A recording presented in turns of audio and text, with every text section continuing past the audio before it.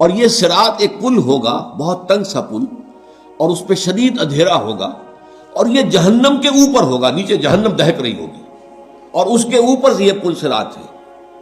اور اس اندھیرے کے اندر ظاہر بات ہے کہ ٹھوکر کھا کے گر پڑنا جہنم کے اندر یہ بالکل قرین قیاس ہے۔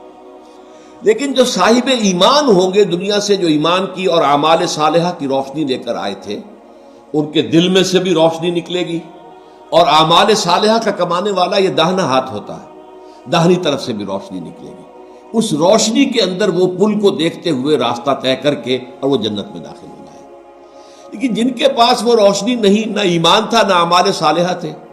وہ جو ہے وہ ٹھوکریں کھائیں گے، گریں گے اور جہنم میں نکل جائیں گے۔ یہ ہے جسے ہم عام اپنی زبان میں، پل تو اردو کا لفظ ہے، عربی میں تو نہیں ہے، پل صراط ہم جس کو کہتے ہیں وہ یہ ہے۔